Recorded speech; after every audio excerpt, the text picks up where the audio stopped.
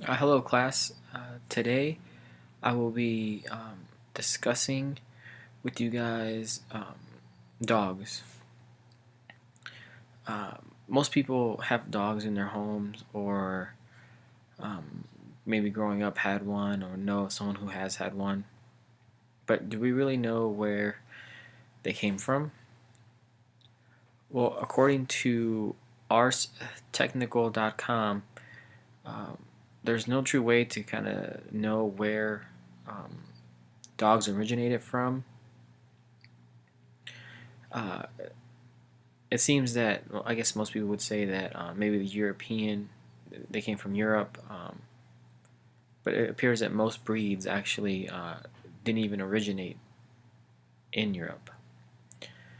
So it's kind of hard to determine where the original or through evolution where they've come from. But I do have a picture here, and I don't know if you guys can see that here. But that right there is the first dog fossil.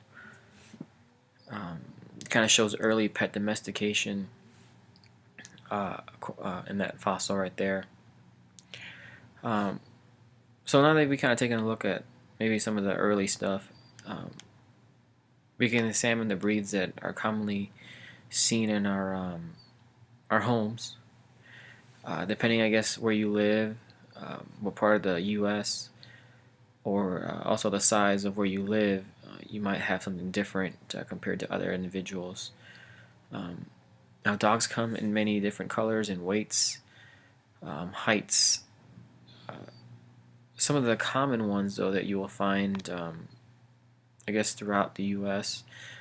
Number one would be the beagle, and you can see that right there.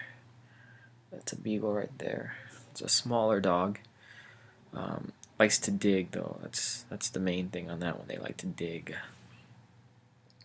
And this one right here, which I probably wouldn't recommend you would have in a apartment just because of the pure size, is a mastiff.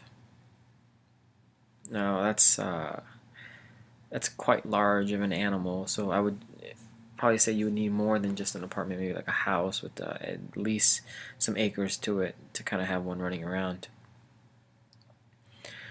Uh, this is just some of the ones. The top five have beagle, Eskimo, foxhound, mastiff, and a collie as the top five. Now that you know some of the different breeds, let's take a look at why we have dogs to begin with. Um, we keep dogs because at the end of the day, it makes us feel better. We have known individuals that have either gone through situations and are sad or lonely, and having a dog as a companion kind of helps lift their spirits, kind of at least someone to come home to, brightens up their days. But not only do we use it for that purpose, but we also use it for our own security, or for individuals who have issues, who might be handicapped for certain reasons.